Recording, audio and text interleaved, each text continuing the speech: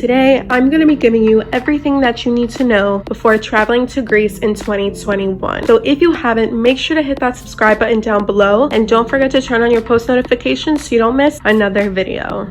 If you haven't, make sure to go check out my other Greece series videos, 2 vlogs, 1 hotel tour.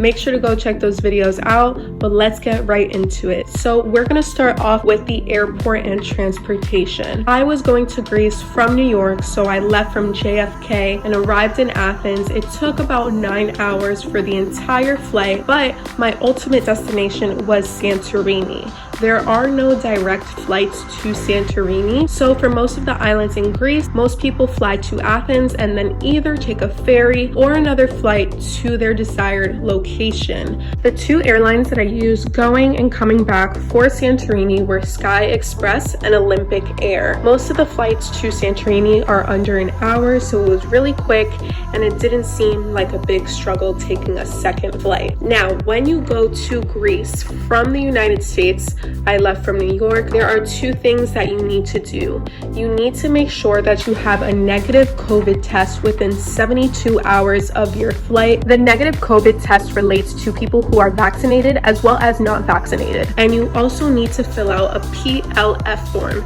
This is a passenger locator form that you can find on travel.gov.gr.com, and it essentially just has all of your information, your location, where you live, and it's just a whole bunch of contact tracing information just in case anything happens or is COVID related. When you fill out this form, you will receive a QR code.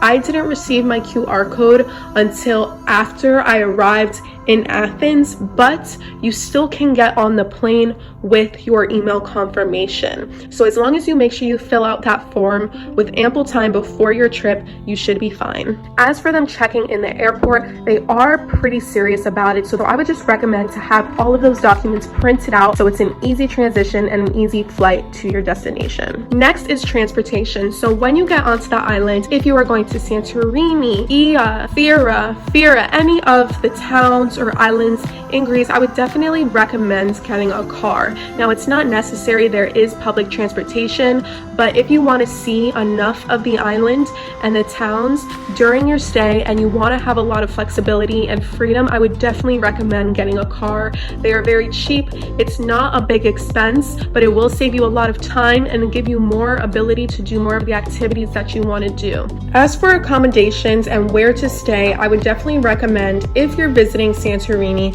to stay in the heart, in the center of Ia.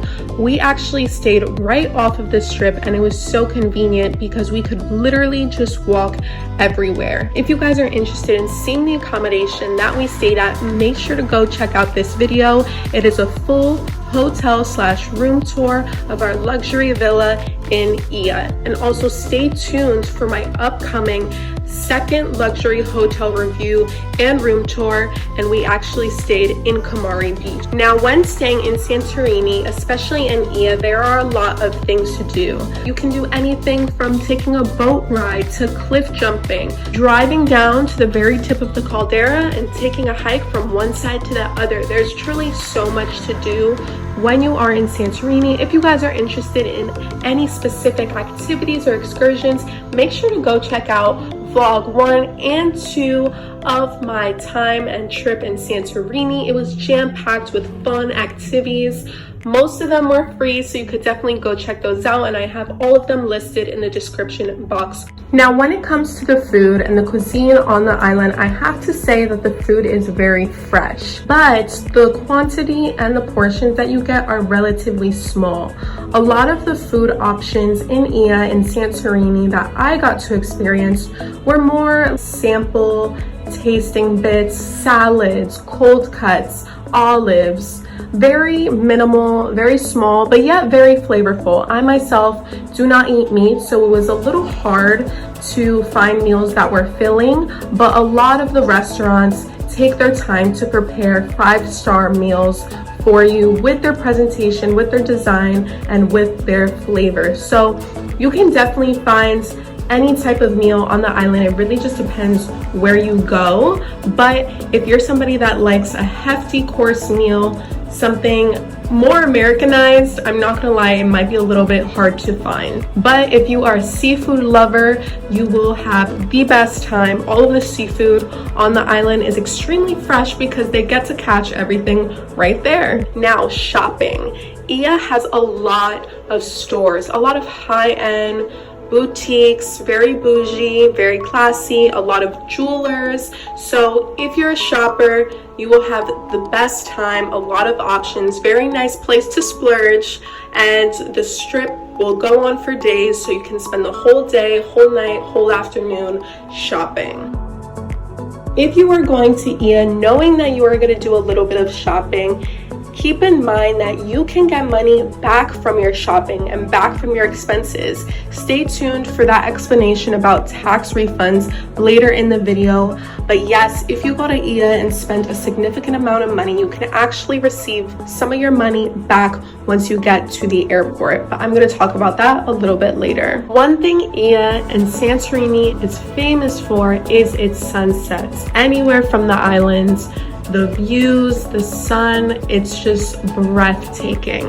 It's really popular for people around sunset time to grab a spot on a roof, on a hill. Literally, people will gather anywhere just to catch the sun going down, and every night it takes my breath away. So if you're going to Santorini or Ia, definitely keep that in mind, that you want to get a spot early if you want to take pictures or make a reservation at a sunset dinner restaurant or location. But really, from anywhere on that island, the views are breathtaking. If you're looking to party and have a good time at night, Ia isn't really the spot. They only have one local bar, and it's more of a quiet walk around at night vibe. You really want to make your way to Fira, which is about 15 minutes away. That's where they have a lot of the clubs and the bars, and the nightlife is really alive. When I went in June this summer, curfew was at 1:30 a.m. due to COVID. I have been keeping up with the information, and now certain bars and clubs are actually requiring you to show a negative test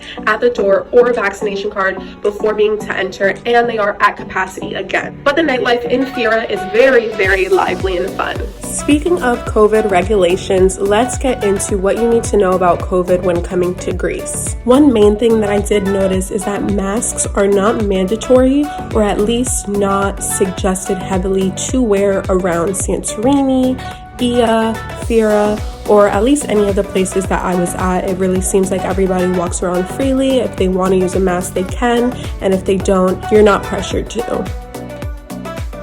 You do have to get a COVID test to go back into the States. I came to a local clinic and they charged me 90 euros, which is basically $100 and something US dollars, and we waited online for almost an hour, so just be aware of that. Definitely try to make an appointment or something. You could do it at your hotel too, but they usually charge more. They're just charging a lot for these tests, so check which tests you have to take in order to get back home, make appointments. And yeah, you can either do your nose or your mouth. They are really like aggressive with it, so just be prepared. But that's out of the way. And another thing too, I'm not even gonna lie, like the whole clinic COVID testing situation is really kind of disorganized here. It's a lot of random testing. The rules change every day, the regulations change every day, so kind of just stay on top of it, figure out what tests you need, how many hours away from your flight you're going to need to take them, whether it's 24, 48, 78 hours. So that's something to think about too. And try to find somewhere that does it cheap. Rapid tests are usually 20 to 30 euros. PCR tests 90 to 100. If you want them within 24 hours, if you wait about 48 hours plus, could be about 60 euros. So they're making money off of this test, guys, but you just gotta figure it out. Stay updated with the rules and regulations of what your country has, and just keep that in mind when you're planning your trip. Okay guys, so I'm in the airport in Athens, and I went through a lot in the airport, so I just want to give you guys like all the information. So basically, if you're coming back to the United States or New York, you don't need a PCR test. You can take a rapid test.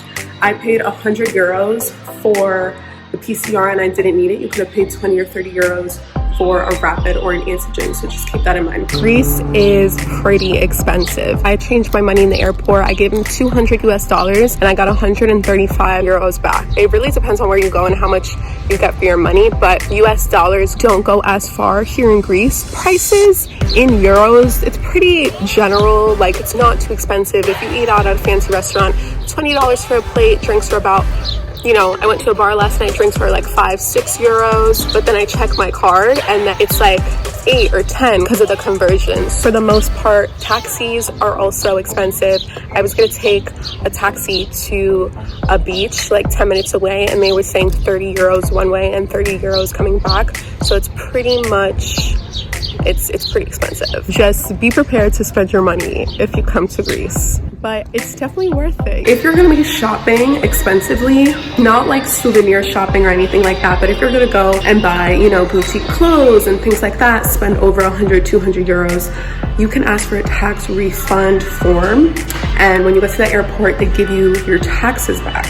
Definitely leave enough time before you come to the airport to get all of your tax and documentations and stamps done. And then also keep in mind too, when you go to get your taxes refunded, there might be a service fee. So let's say you get $20 back in euros or US dollars, they're gonna take money off of that transaction and then give you less. So just keep that in mind when you're getting your tax refund. Random tip, something that I didn't know until I went to Santorini, was that because the island is so small and it generates so much power, they actually have power outages. So this happened actually a couple times during our stay, both during the day and at night, but the power outages and blackouts only happen for about 10 to 15 minutes at a time. It doesn't really interrupt your activities, it's just something normal that happens over there because of the excessive use of energy. I know a lot of people are curious about the weather. The weather this summer in Santorini and Greece was absolutely amazing. Expect hot, sunny weather with a cool ocean breeze because you are surrounded by water. It is never too hot outside. It is really the perfect summer weather. And at night, I would bring a sweater because after the sun goes down, it does get a bit breezy. Lastly, I just want to mention, if you have a trip that's planned for more than 5 days to go to Greece, I would highly recommend island hopping. For my entire stay, we did stay in Santorini for 5 days, which gave me more than enough time to experience the whole island, but we did feel like we definitely could have packed in another island. So if you're there for more than 5 days, definitely look into island hopping, maybe visiting Mykonos, but just keep in mind that if you do island hop, you also do have to get another COVID test to get on a ferry. So that is something to consider. That's it for today's video. If you guys have any questions at all regarding my experience in Santorini, be sure to leave them down in the description box below, and make sure to give this video a big thumbs up if it helped you in any way. It really helps support my channel and it helps me help you. Don't forget to turn on your post notifications so you don't miss another video, and most importantly, don't forget to hit that subscribe button down below, and I'll see you guys next time.